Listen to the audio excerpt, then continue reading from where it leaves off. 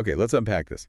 If I told you that right now, inside your sleek, totally silent laptop, there are billions of microscopic window blinds violently snapping open and shut millions of times a second, just so you can read a single sentence on your screen, you'd probably think I was losing my mind, right? Yeah, I mean, yeah, it sounds completely absurd when you put it like that. Right.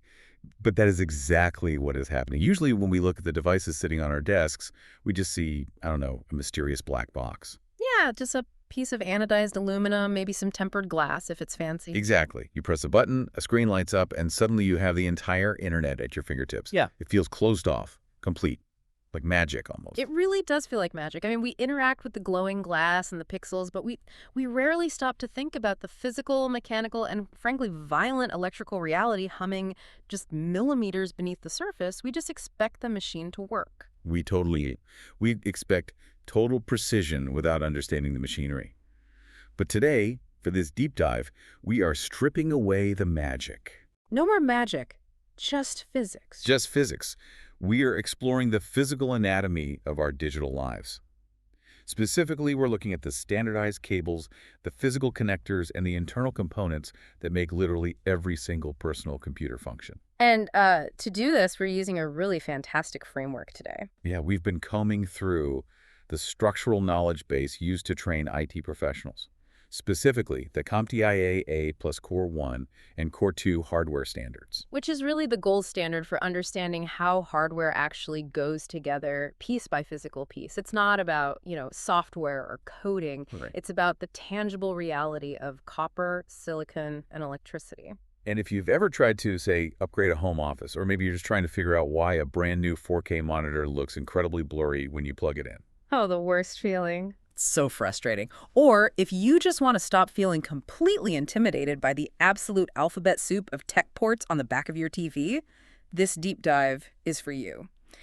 We're going to give you the underlying physics and the history of why things are built the way they are. It's going to be fun. So, to start, I want you to stop thinking of a PC as a single appliance, like it's not a toaster. Frame it instead as a bustling, microscopic metropolis. Oh, I like that. Inside that metal case, data is the currency. And today, we are studying the roads, the bridges, the specialized factories, and the high-voltage power grids that keep that city alive. Right, but before we can talk about the fancy devices we plug into the outside of the computer, we have to actually open the case. We need to look at the subterranean levels, the concrete pillars, and the main power lines. Exactly. Let's pop the hood. And the first thing to note is how the physical design of the chassis of the case itself has evolved. I mean, if you haven't opened a computer since the late 90s... Oh man, those beige metal boxes. Yes. Beige boxes held together by a dozen tiny, easily stripped screws with sharp metal edges inside that would literally cut your hands. I remember the blood. Yeah. Building a PC used to require actual bandages. Totally. It was a hazard. But modern desktop PCs are completely different now. The industry realized that accessibility and thermal management were paramount. Right. Today, a tower case usually has a side cover made of tempered glass or ventilated steel that just slides right off.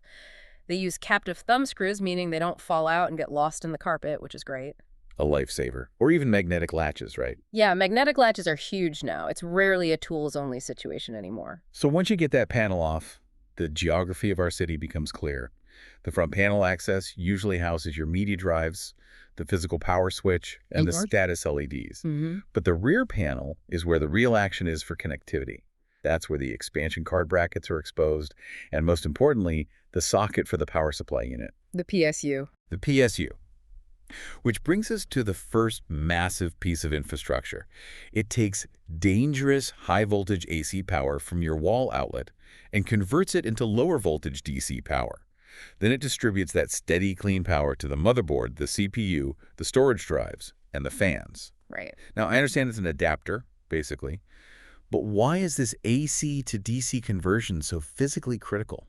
So to understand that, we have to look at the fundamental physics of how electricity is delivered to your house versus how a microchip actually consumes it. Okay. AC stands for alternating current. DC stands for direct current. AC power from your wall is inherently chaotic. It travels in a sine wave, oscillating back and forth.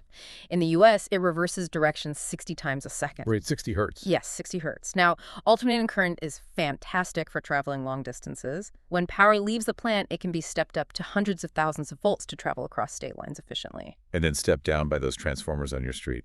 Exactly. That oscillating wave makes stepping voltages up and down relatively easy. But the internal components of a computer are made of delicate silicon microchips.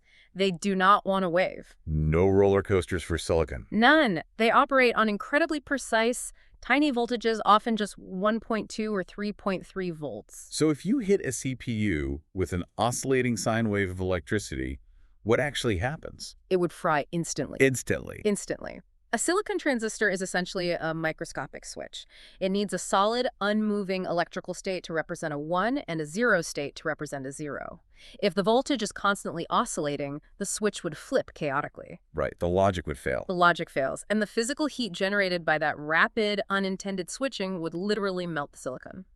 So, converting AC to DC is fundamentally about taming that chaotic wave into a perfectly flat, predictable line of energy. So inside that heavy metal box of the PSU, there are actual physical components doing this taming. Huge ones, yeah. First, a transformer steps the 120 volts from your wall down to roughly 12 volts. Then a component called a bridge rectifier, which is basically an arrangement of diodes, forces the alternating wave to flow in only one direction. But it's still bumpy. Like a pulsing wave now instead of an alternating one. Exactly. So then it passes through massive capacitors and choke coils that act like shock absorbers. They filter out the bumps until you get a perfectly smooth, flat DC line.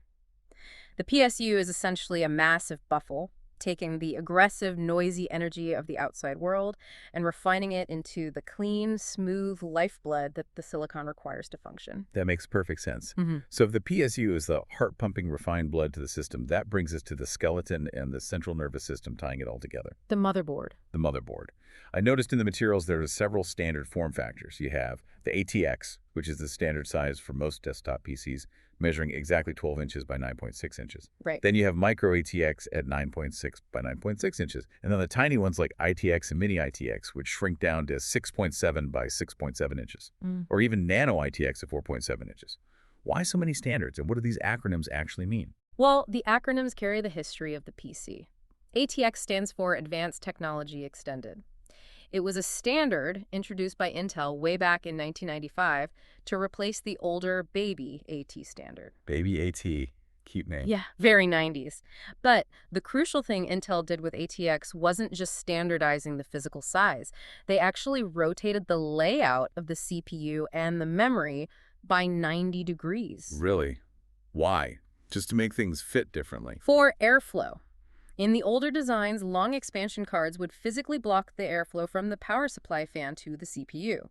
By rotating the layout in the ATX standard, Intel created a clear wind tunnel effect through the case. Oh, that's brilliant. Right. Cold air comes in the front, passes directly over the hot CPU and memory, and exhausts out the back. It's city planning based on wind currents. Exactly. And then ITX stands for Information Technology Extended. That was developed later by VIA Technologies specifically for low-power compact systems. These form factors dictate how much infrastructure you can pack into a given space. Like an ATX board gives you sprawling suburbs of expansion slots for multiple graphics cards and network adapters. Whereas a mini ITX board is like what? A high-density micro apartment. Perfect analogy. You have to pack all the essential living functions, audio, networking, video into a tiny footprint, usually for a home theater PC or a compact server. But regardless of the size, the motherboard's job is universal. It provides the physical sockets and the microscopic copper pathways, the nervous system, for every single component to talk to every other component. But dealing with all this power and delicate silicon brings up a major safety protocol. Obviously, before you touch anything inside a computer, you physically unplug it from the wall. Always. Always. But then it's widely taught that you have to hold the power button down on the case for a few seconds to discharge residual power. Yes, very important. To be honest, this has always felt a bit like tech superstition to me. Like blowing into a Nintendo cartridge. Why do we still have to hold the power button to discharge power after the machine is physically unplugged from the wall? Where is that electricity hiding? It's definitely not superstition, it's physics. That electricity is hiding in the capacitors. Oh, the shock absorbers you mentioned earlier. Exactly. Think of a capacitor like a tiny temporary water tower physically soldered onto the motherboard and housed inside the PSU. A capacitor consists of two conductive plates separated by an insulator called a dielectric. Okay. When power is flowing, electrons build up on one plate, creating an electrostatic field. So even when you cut off the main water supply by unplugging the PC, those little microscopic water towers are still full of electrical charge. Precisely. They are designed to smooth out power delivery, providing tiny bursts of energy when the CPU suddenly demands more power for a heavy calculation. They hold that charge in reserve. If you just unplug the machine and immediately stick your hand in with a screwdriver, your tool might bridge the gap between a charged capacitor and a sensitive data pathway. And pop goes the motherboard. Yeah, the capacitor will violently discharge its reserve, frying the component. Or, in the case of the massive capacitors inside the power supply, it could discharge into your heart and kill you. Wait, really? Unplugged? Absolutely. The capacitors inside a modern PSU can hold hundreds of volts for hours or even days after being unplugged. That's why you never, ever open the metal casing of the PSU itself unless you are a trained electrical engineer. Okay, duly noted. Don't open the metal box. A good rule to live by. But for the motherboard, holding the power button down forces the system to try and turn on. It opens the physical logic gates, which drains those tiny water towers. It bleeds the remaining charge out of the capacitors, rendering the board truly electrically dead and safe to work on. Okay, consider me a believer. No more skipping that step. Yeah, which is crucial because of the other silent killer in PC building. Oh, ESD. Yes, electrostatic discharge. We're warned constantly that static released into a circuit by your touch can silently damage components. You're supposed to handle everything by the non-conductive fiberglass edges and wear an anti-ESD wrist strap that clips to unpainted metal on the case. That's the textbook procedure. But I have to push back here. Yeah. Is an ESD strap really necessary? I mean, I've built PCs on carpet and socks and they turned on just fine. Is this just IT paranoia? It's a really common misconception because the damage is invisible. We barely feel static electricity as humans unless it's a big shock on a doorknob in the dead of winter. Right. For a human to even feel a static shock, it has to be around 3,000 volts. 3,000? Yes, but with almost zero amperage, which is why it just stings rather than stopping your heart. But remember, a CPU transistor operates on roughly 1 volt. Oh, wow. So an electrostatic discharge that you can't even feel, say, 30 volts is like a localized lightning strike to a microscopic transistor on a motherboard. So even if I didn't feel a spark, I could have shocked it. You absolutely could have. And here's the insidious part, right? ESD often doesn't instantly kill the component. It causes what we call degradation. Meaning it slowly dies. Sort of. It blows a microscopic crater into the silicon lattice. The transistor still works, but it's physically damaged. It heats up slightly more than it should. It misfires occasionally. So the system gets unstable. Exactly. You think your build went perfectly, but 3 months later, you start getting random blue screens of death or mysterious system reboots when you're rendering a video. You blame Microsoft or you blame the video game, but the reality is you fatally wounded a microscopic piece of silicon 3 months ago by wearing fuzzy socks. That is terrifying. Okay, wear the wrist strap, ground yourself, treat the silicon with respect. Exactly. So now that our city has safe, clean power and a physical foundation with the motherboard, how do we give it a brain and specialized skills? That means looking at the sockets, slots, and add-ons. Let's start with the big one, the CPU. The central processing unit, the brain. Right. Motherboards have very specific CPU sockets. Yeah. And a given socket only supports a limited range of processors. You can't just buy any CPU on Amazon and plug it in. Technology advances and the physical pin layout they change. And this is probably the biggest source of frustration for PC builders. You have a great motherboard, but 4 years later, you want a new CPU and you find out the physical socket has changed. Yeah. For example, you might have an Intel socket called LGA 1200, but the new chip requires LGA 1700. First off, what does LGA stand for? LAN grid array. It means the delicate, springy pins are on the motherboard socket itself, and the CPU just has flat gold contact pads, the LANs. Okay, so the CPU is flat on the bottom. Right. The alternative, used heavily by AMD in the past, is PGA or pin grid array. That's where the fragile pins are on the bottom of the CPU itself. But either way, the number in the name, like 1700, literally refers to the number of individual pins or contact points. So why do they keep changing the pin count? Is it just planned obsolescence to force us to buy new motherboards? It's easy to be cynical about it, but it's mostly driven by physics and bandwidth. How so? As CPUs get more powerful, packing more cores into the same physical space, they require more dedicated power delivery pins to maintain stable voltages. Furthermore, as memory speeds increase and graphics cards get faster, the CPU needs more physical data pins to communicate with the rest of the system without bottlenecking. So if a new architecture adds an extra memory channel, You physically need dozens of new pins to route those data pathways down into the motherboard. The physical footprint has to change to accommodate the increased complexity. and working right alongside that brain is the system memory, or RAM, random access memory. RAM is installed into these long, color-coded slots on the motherboard called DIMM slots. What does DIMM stand for? Dual inline memory module. Okay. The dual part is key. Before DIMMs, we had SIMs, single inline memory modules. On a SIM, the metal contacts on both sides of the stick were redundant. They carried the exact same signal. Oh, interesting. Yeah, but on a DIMM, the contacts on the front and the back of the stick are completely independent. That effectively doubled the data path width from 32-bit to 64-bit in the same physical slot size. Fascinating. Now, RAM is temporary storage for active data, right? It loses its contents when power is removed. I always think of RAM as an incredibly fast, highly skilled worker with total amnesia. Yeah. The moment you turn off the lights, they forget everything they were working on. Well, let me push back on total amnesia instantly. Oh, It's actually a physical decay of electrical charge in millions of microscopic capacitors. When the power drops, those tiny water towers we talked about earlier don't empty instantaneously. They drain over a period of milliseconds or even seconds. wait, so the memory doesn't just vanish the second you pull the plug? No. And in fact, this is a known security vulnerability called a cold boot attack. Cold boot. Yeah. If a hacker takes a running laptop, shuts it down, and immediately sprays the RAM sticks with inverted compressed air or liquid nitrogen, it physically freezes the capacitors, halting the electrical decay. You are kidding me. Not at all.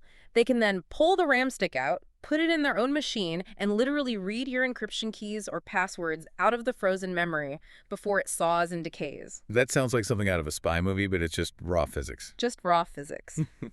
But practically speaking, for the average user, yes, when the power goes off, the whiteboard gets wiped clean eventually. That's why you have to save your work to a permanent storage drive. Because the CPU needs data instantly. Exactly. Hard drives, even fast solid-state drives, are way too slow for active mathematical processing.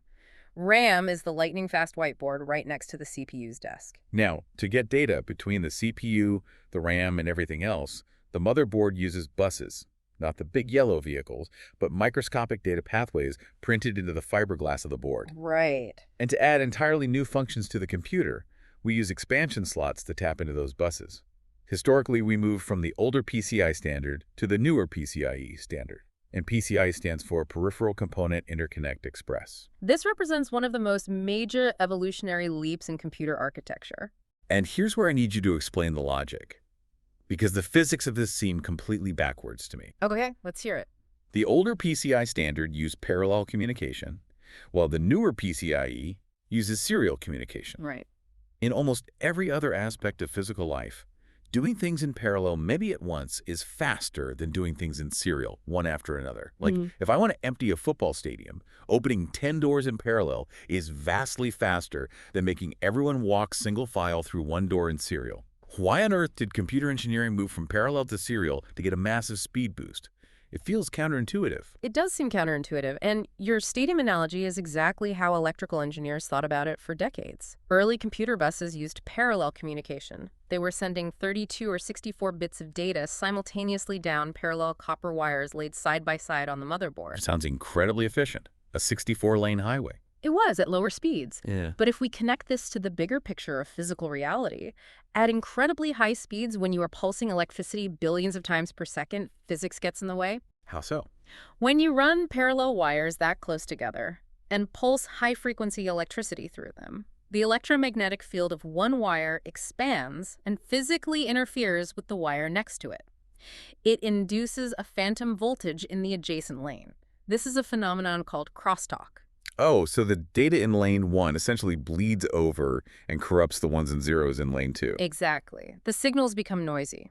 Furthermore, because of minute, microscopic differences in the physical length of the wires, or slight variations in the copper, the 32 bits you sent simultaneously at the exact same microsecond might not arrive at the exact same microsecond. Oh, I see. One bit might be a nanosecond late. The receiving processor has to wait for all the bits to show up, buffer them, and align them before moving on. This is called clock skew. As they tried to push parallel buses faster and faster, crosstalk and clock skew made the data completely unreadable. So they just hit a physical wall. They hit a wall. So to solve this, PCIe switched to serial.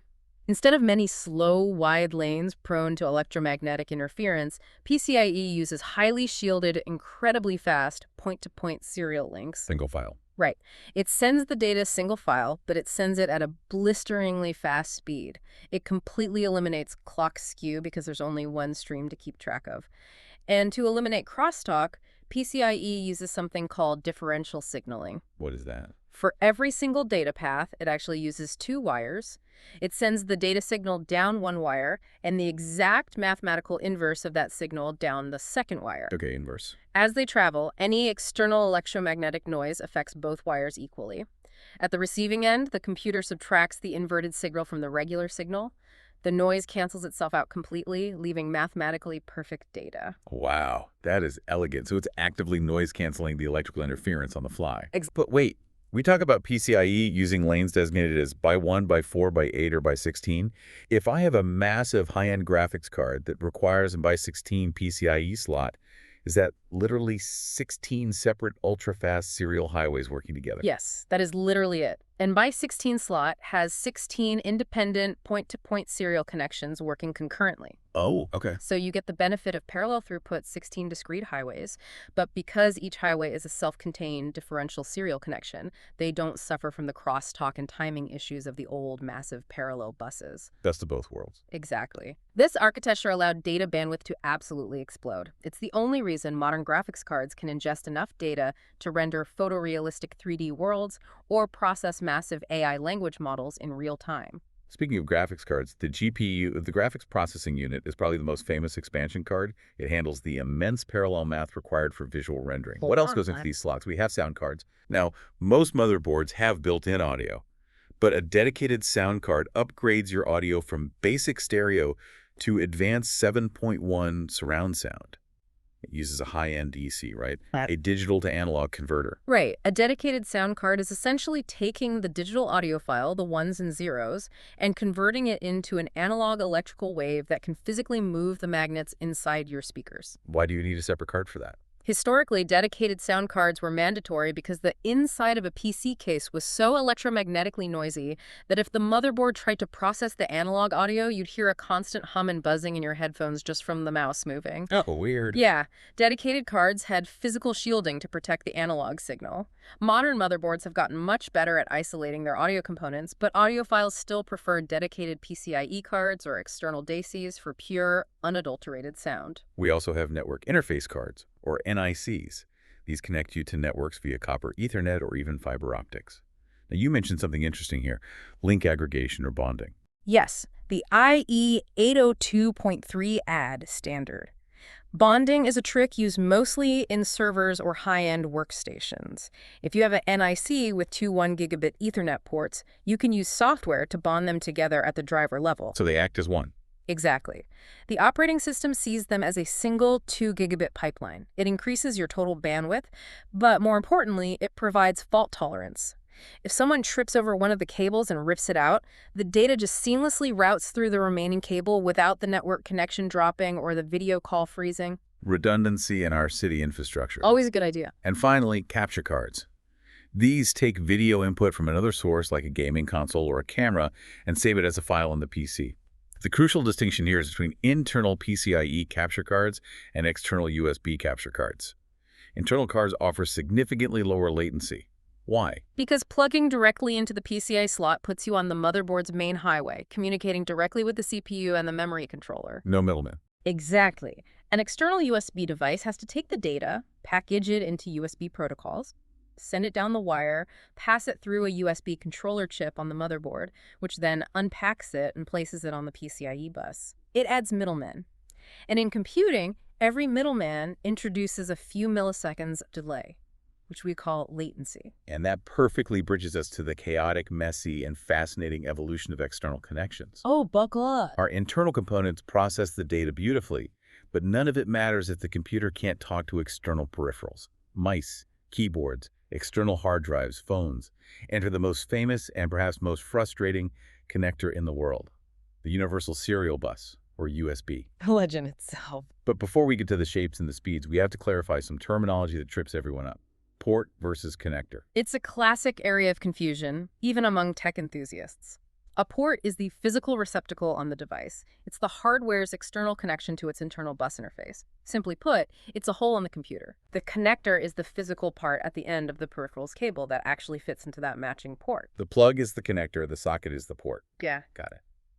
Now let's look at the timeline of USB, because it is wild how much we expect out of this one standard. It's been a journey. USB 1.0 launched in 1996. It was designed to replace a horrific mess of older ports.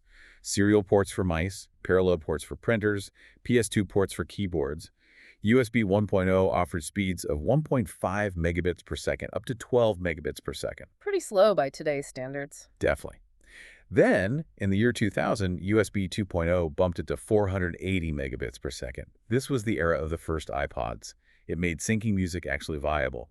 Then USB 3.0 in 2008 hit 5 gigabits, branding itself super speed. And this jump from 2.0 to 3.0 was a massive architectural shift. Really? How so? USB 2.0 was half duplex. That means data could only travel in one direction at a time. It was like a one-lane bridge. The computer could send data to the drive, or the drive could send data to the computer, but they had to take turns. Oh, I see. USB 3.0 introduced full duplex communication by adding 5 extra physical pins deep inside the connector.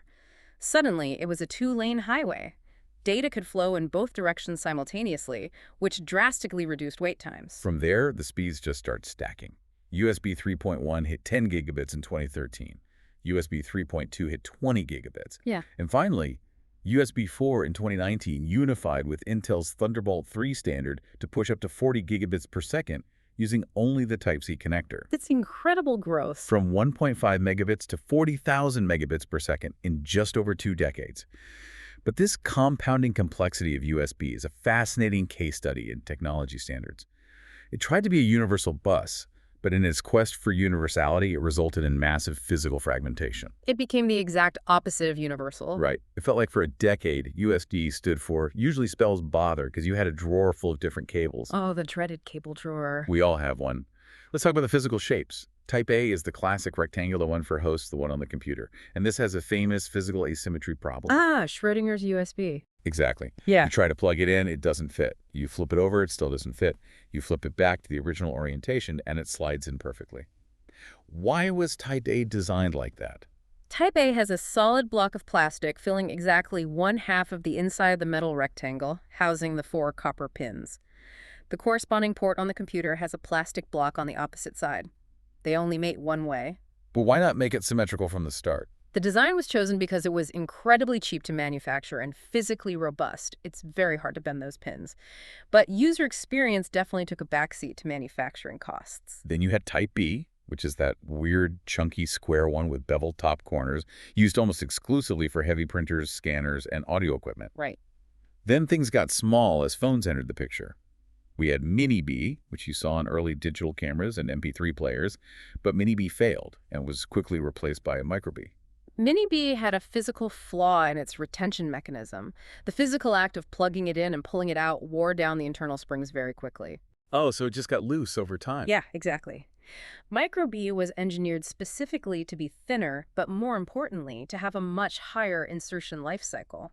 The standard required Micro B to survive 10,000 insertion and removal cycles, which was necessary because we started plugging our phones in every single night. But Micro B was still directional. You could still plug it in upside down and break the port. Mm. And then finally, the promised land. Type C, symmetrical, reversible, omnipotent. Type C is where the universal part of the name finally lived up to its promise.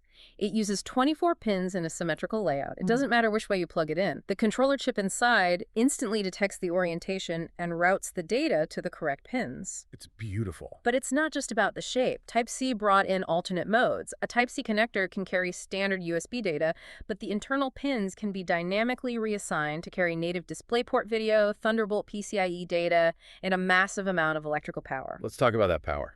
Power delivery, or USB PD. USB-C can now deliver up to 240 watts of power. It's huge. That is astonishing. That is enough to power a high-end gaming laptop, charge a massive battery, or run a large monitor over one single tiny cable. But there's a physical consequence to this, right? I've noticed some USB-C cables are thick and heavy, and others are thin and flimsy. This is where materials science meets consumer electronics. Pushing 240 watts through a connector the size of a Tic Tac is an engineering marvel. It generates heat, and it requires robust copper wiring. We use a measurement called AWG, or American Wire Gauge, to measure the thickness of copper wire. Lower numbers mean thicker wire. Okay. To carry high amperage without melting, a cable needs thick, low-gauge copper wire. So when I go on a discount website and buy a cheap, lightweight USB-C cable for $3, and I wonder why my laptop gives me a slow charger warning or why it takes 10 hours to charge, it's literally because the cable is missing the physical mass of copper required to carry that burden. Precisely. The cheap cables have hair-thin wires inside. They are perfectly fine for trickling a few watts of power into a pair of wireless earbuds. But if a power supply tried to push 240 watts through those hair-thin wires, the electrical resistance would be so high that the wire would turn into a heating element and melt the plastic insulation, potentially starting a fire. How does the charger know not to start a fire, though? How does it know the cable is cheap? Because the USB power delivery standard requires robust cables to have a microscopic chip embedded right inside the metal connector called an E-marker chip. Oh, a smart cable. Exactly. When you plug it in, the charger talks to the cable itself. The chip says, "Hello, I am a 5-amp, 240-watt rated cable. You may proceed." If the charger doesn't detect that chip, it defaults to a low, safe power mode, usually capping at 15 watts. So you quite literally get what you pay for in terms of raw copper and silicon logic. That makes so much sense. It's not just a dumb pipe. It's an actively negotiated power grid. Right. And rounding out our cable discussion, we have to mention the Lightning interface. This was Apple's proprietary connector used on iPhones and iPads for over a decade. It was actually brilliant when it launched in 2012. I mean, it was reversible years before USB-C existed. It was ahead of its time, definitely. But the big news is that Lightning is finally being phased out. And the reasons given aren't just technical superiority, it's industry standardization and regulatory pressure, specifically the European Union's common charger rules. It's a really rare instance where international legislation directly shaped the physical anatomy of our consumer hardware. Yeah. The European Union mandated a common charging standard to drastically reduce e-waste. The logic was simple. If everyone uses the same cable, you don't have to throw away all your accessories and buy new cables every time you switch phone brands. The industry standard was overwhelmingly USB-C, and so the proprietary Lightning port had to yield. It really shows that our miniature city inside the PC isn't isolated. It's subject to the laws and the environmental goals of the massive geopolitical world around it. It really is all connected. Okay, so we have the internal guts, we have the USB highways connecting our peripherals, and we have power flowing safely. But none of this processing power or data transfer means anything if humans can't visually interface with the machine. We need a window. We need a window into the digital world, and that brings us to the visual displays. Displays are fascinating because they are the physical boundary where the raw mathematical data of the computer, the ones and zeros, is finally translated into photons. Physical light that enters the lenses of our eyes and hits our retinas. To understand these windows, we first look at display attributes. We have pixel density and resolution. Full HD is 1920 by 1080 pixels. 4K is 300 and 840 by 200 and 160 pixels. That's over 8 million individual dots on the screen. Right, this defines clarity. Then we have refresh rate, measured in hertz, which is how many times per second the screen completely redraws the image. A higher rate, like 144 hertz or 240 hertz, means perfectly smooth motion for gaming. Very important for gamers. And we have color gamut, meaning a wider gamut, like DCI-P3, allows for more vibrant, mathematically accurate color reproduction compared to the older sRGB standard. Those are the goals. But achieving those goals requires manipulating physical materials. For instance, touchscreens. Have you ever wondered how a sheet of glass knows exactly where your finger is? The documentation mentions touch digitizers. But how do they actually work? Most modern screens use capacitive touch digitizers. Human beings are basically giant bags of salt water. We conduct electricity. Gross, but true. Yeah. The digitizer is a microscopic grid of transparent wires embedded in the glass, holding a baseline electrical charge. When your finger touches the glass, your body absorbs a tiny bit of that electrical field. The controller chip detects the voltage drop at that exact intersection on the grid and instantly calculates the X and Y coordinates of your finger. So I am physically altering the electrical field of the glass. That's incredible. But the component that really caught my eye in the legacy section of the hardware standards is the inverter on older LCD monitors. Ah, the inverter, the great irony of computer power. Right. Because think about this. We started this whole journey at the power supply unit. We took high-voltage AC from the wall and converted it into clean, low-voltage DC for the motherboard. Because, as you explained, delicate electronics hate the chaotic AC wave. The computer runs on DC. Correct. But the tech says that an older LCD monitor takes that clean DC power, passes it into an inverter, and converts it back into a high-voltage AC wave just to drive the backlight. That sounds absolutely exhausting and counterproductive. Why on earth would it do that? It is entirely ironic, but it was a necessary evil of the time. Older LCD monitors didn't use LEDs for their backlights. They used something called CCFLs, cold cathode fluorescent lamps. Like the tubes on a ceiling. Exactly. These are basically miniature, hyper-thin versions of the long fluorescent tubes you see buzzing in office ceilings. And the physics of fluorescent tubes strictly require high-voltage alternating current. You need the oscillating wave to rapidly excite the mercury vapor and gases inside the tube so they emit ultraviolet light, which then hits the phosphor coating on the glass to produce white light. So the computer provides safe 12-volt DC power to the monitor's logic board so it can process the video signal. But to turn on that specific fluorescent bulb, the inverter has to step the voltage way up to hundreds of volts and turn it back into an AC wave. Precisely. It was wildly inefficient. The inverters generated a ton of heat, and they failed constantly. I've actually seen that happen. Yeah. If you've ever had an old laptop screen go completely black, but if you shine a flashlight closely at it, you can still faintly see the image. That meant the LCD was working, but the inverter died, so the backlight went out. Thankfully, modern monitors use LED backlights. Light-emitting diodes. LEDs run perfectly on low-voltage DC, just like the rest of the silicon, so inverters are a thing of the past. The city planners finally fixed that incredibly inefficient power grid. So let's talk about the screen itself, the standard LCD screen. It stands for liquid crystal display. But how does liquid crystal actually make an image?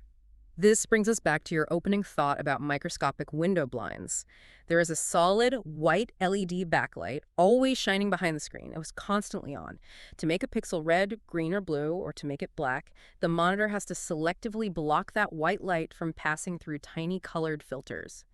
It does this using pneumatic liquid crystals. What does pneumatic mean?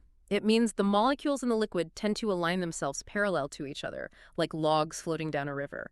These liquid crystals are sandwiched between two polarizing filters. When the monitor applies a precise electrical voltage to a microscopic electrode, the liquid crystal molecules physically twist. Oh, wow. As they twist, they bend the light passing through them. By varying the voltage, the monitor can twist the crystal just enough to let 50% of the light through, or 100%, or twist it completely shut to block the light.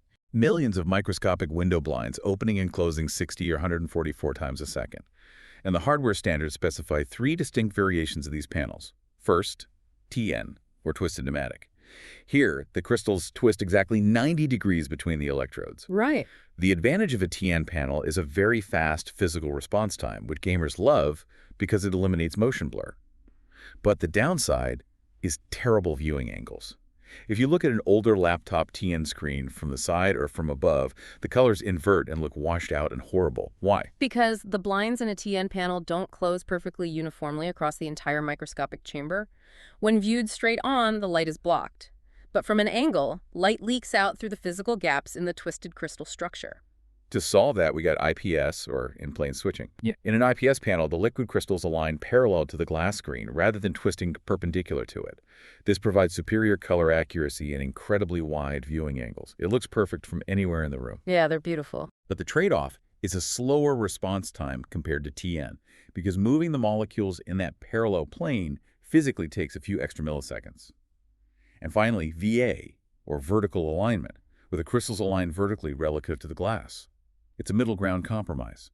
It blocks light much better than IPS, providing deep contrast, but it can suffer from color shifting and motion smearing. Each panel type represents a physical trade-off in how quickly and accurately you can manipulate liquid molecules in a microscopic chamber using electricity. But the future seems to be moving beyond liquid crystals entirely.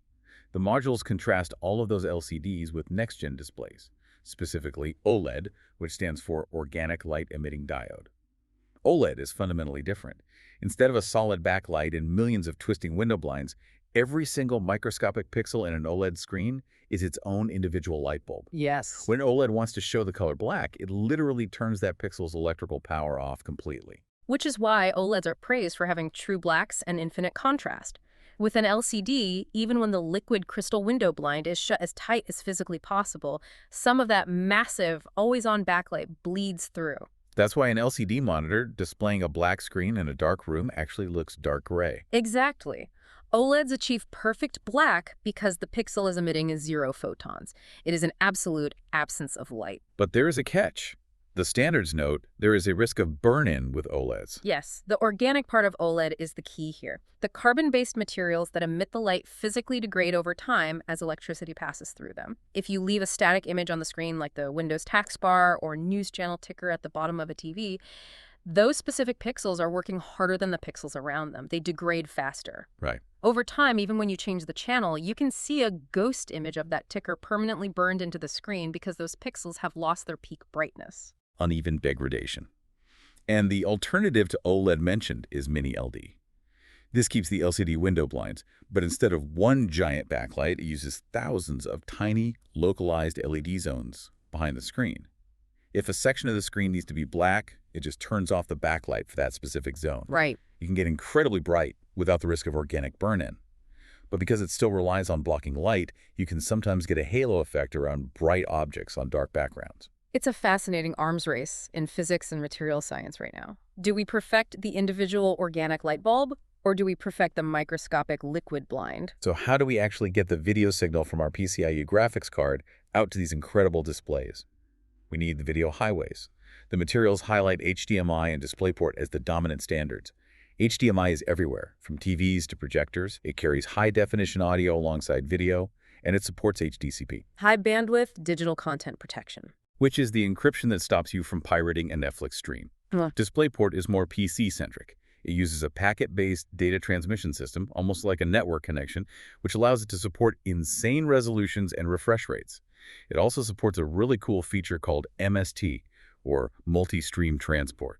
MST is fantastic for productivity. It allows you to daisy-chain multiple monitors. You run one DisplayPort cable from your PC to monitor A, and then a second cable from monitor A to monitor B. Oh, it's clean. Very clean. The PC sends both video streams down the single initial cable, and monitor A knows which packets of data to keep and which ones to pass along down the chain. But the apex predator of connectors right now, which wraps up all these highways into one, is Thunderbolt.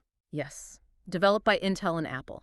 The history here is fascinating. Thunderbolt 1 and 2 use the physical shape of a mini DisplayPort connector, pushing 20 gigabits per second. But with Thunderbolt 3, they made a genius move. They adopted the USB-C physical connector shape. A huge standardization win. And Thunderbolt 4 and 5 continued that, pushing 40 to 80 gigabits and beyond. Thunderbolt is wild because it uses a technique called protocol tunneling. It can take native PCIe data, DisplayPort video data, and USB data, slice it all up, send it over one single USB-C cable simultaneously, and unpack it on the other side. It is the ultimate convergence. It's the multi-lane superhighway that carries every type of traffic, mass transit, high-speed rail, and freight with zero bottlenecks. It simplifies the physical user experience tremendously, even if the underlying logic and engineering happening in the controller chips is staggering. It really is. Okay, so we have our CPU processing, our RAM holding the active thoughts, our visual interface showing us the results. But where's all the data actually living permanently? And what happens when we need to interface with legacy equipment that predates these sleek superhighways? This leads us into our final district of the city, hoarding data and keeping the past alive. We're talking storage and legacy interfaces. Every city has a historical district, and a PC is no different. You have to support the infrastructure of the past. Let's start with internal storage. For the last decade, the standard detailed in the modules was SATA Serial Advanced Technology Attachment. They specify that a SATA hard drive uses two distinct cables. There's a compact, L-shaped 7-pin data connector that connects the drive to the motherboard. Right. And then there is a wider, completely separate 15-pin SATA power connector that comes directly from the power supply unit. Why not just send the power through the motherboard JATA cable like USB does?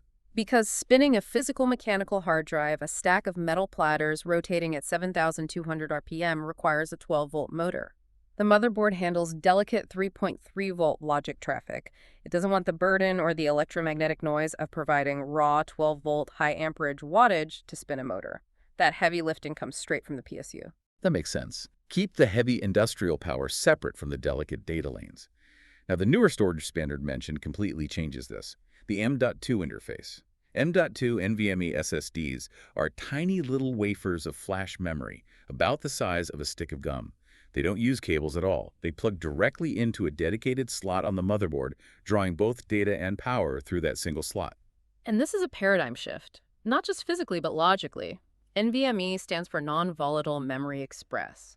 Those M.2 drives wire directly into the PCIe lanes we talked about earlier. By bypassing the older, slower SATA controller chip entirely, an NVMe drive talks almost directly to the CPU. Skipping the middleman again. Exactly. That's why a SATA solid-state drive maxes out around 500 megabytes per second, while a Gen 4 NVMe drive can push 7,000 megabytes per second. It's like replacing a sprawling warehouse connected by miles of roads with a high-speed data vault built directly into the basement of City Hall. But what about the older components? The sources cover legacy power, specifically the infamous 4-pin Molex connector. Anyone who built PCs in the 2000s knows this thing. It looks like a clunky piece of white, translucent plastic with 4 thick wires violently shoved into the back of it. It was a brute force connector. Definitely. And the modules make a very specific point that technicians must memorize the wire colors. The red wire provides 5 volts of DC power. The yellow wire provides 12 volts of DC power. And the 2 black wires in the middle are ground. It's critical knowledge for anyone doing hardware support or data recovery on older machines. I have to say, looking at a Molex connector and knowing what the colors do feels a bit like defusing a bomb in a 90s action movie. Cut the red wire or the yellow wire. Except here, you aren't choosing between life and death. You're deciding whether you are sending 5 volts or 12 volts to a component. Right. The 5-volt red wire powers the delicate circuit boards on an old drive. The 12-volt yellow wire powers the heavy spin motor. If you accidentally splice a 12-volt yellow wire into a pin expecting 5 volts. Oh, you are going to let the magic smoke out of that chip instantly. The capacitor will pop, the silicon will burn, and the drive is dead. The color coding was a rudimentary but incredibly effective physical safety system before connectors became smart enough to negotiate power delivery digitally, like USB-C and its e-marker chips do today. The sources also extensively cover legacy video ports. We have VGA, the classic blue connector with 15 pins. VGA is strictly an analog signal. It sends varying electrical voltages down the wire to represent the intensity of red, green, and blue. It is being phased out rapidly because modern flat panels are entirely digital. Yeah, VGA is pretty much gone. Then we have DVI, Digital Visual Interface. This is that massive, blocky white connector with screws on the sides. What's fascinating about DVI is that it's a transitional technology. Depending on the physical pin layout, it supports analog, digital, or both. They list DVI-A for analog only, DVI-D for digital only, and DVI-I for integrated, which carries both. DVI was the perfect physical bridge between the analog CRT monitor era and the digital LCD era. A DVI-I port let a graphics card output a perfect digital signal to a new flat screen, but with a cheap passive adapter, it could also send an analog signal to your old tube monitor. But the legacy cable that truly surprised me, the one that refuses to die, is the serial cable, specifically the RS-232 standard terminating in a 9-pin DB9 connector. Ah, RS-232, a true survivor in the IT world. The documentation says it transmits data exactly 1 bit at a time over a single wire. It connects to COM ports and Windows. It was originally used for dial-up internet modems back in the 1980s, but the text explicitly states that today, right now, it is still heavily used by network engineers to connect to enterprise network switches and enterprise routers for configuration. So my question is, why? Why use it, Ben? Yeah. Why does a modern cutting-edge data center still rely on a slow, ancient RS-232 serial cable that sends a painfully slow stream of 1 bit at a time when we just spent 20 minutes talking about 40 gigabit Thunderbolt connections? That is a phenomenal question about the reality of enterprise IT. It comes down to one principle: reliability through simplicity, and the absolute necessity of out-of-band management. Out-of-band management. Yes. Imagine a multi-million-dollar core network switch crashes in a data center. Its operating system freezes. The high-speed gigabit ports shut down. You can't remote into it over the shiny new 40 gigabit network because the network itself is broken. You are locked out of the house, and the high-tech smart locks have failed. Right, a catastrophic failure. But that switch has a dedicated RS-232 console port on the back. That port is wired directly to the most basic, low-level hardware controller on the device. It bypasses the complex operating system entirely. Oh, wow. Because RS-232 is so physically unsophisticated, it is literally just pulsing a voltage between positive 12 volts and negative 12 volts over a single copper wire to represent ones and zeros. It requires almost zero processing power to understand. It doesn't need drivers. It doesn't need a network stack. It is the ultimate failsafe. This is amazing. When the entire high-tech city is burning down and all the digital superhighways are collapsed, RS-232 is the basic, battery-operated analog walkie-talkie that still works to call for help and reboot the system. Simplicity is reliable. When everything complex breaks, you need a dumb pipe to get in and fix it. That makes total sense. Now, because we have all these legacy ports living alongside modern ports in the real world, we inevitably need adapters. We need to plug a new laptop into an old projector in a boardroom. Always a fun challenge. Always. The hardware standards make a very firm, heavily tested distinction between passive adapters and active adapters. A passive adapter just changes the physical connector shape without changing the signal. But an active adapter uses actual circuitry to convert the signal, like going from a digital HDMI output on a new laptop to an analog VGA projector. Right. You can't just wire a digital signal into an analog cable and hope the projector figures it out. A digital signal is discrete ones and zeros. An analog signal is a continuously varying voltage wave. They are completely different languages. So to clarify the mechanics here, a passive adapter is basically just a physical bridge, a plastic mold adapting the physical shape of the connector so the pins line up. But an active adapter is actually a tiny, embedded computer operating in real time. Yes, exactly. It's receiving a digital language of billions of ones and zeros, interpreting it, and running it through a DAC to translate it into analog lightwave voltages on the fly. That is exactly what it is doing. That little plastic dongle hanging off your laptop has microchips inside it performing active translation millions of times a second.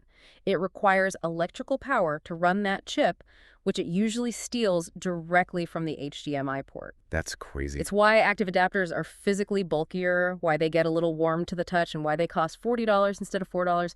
They are doing real heavy computational work in the palm of your hand.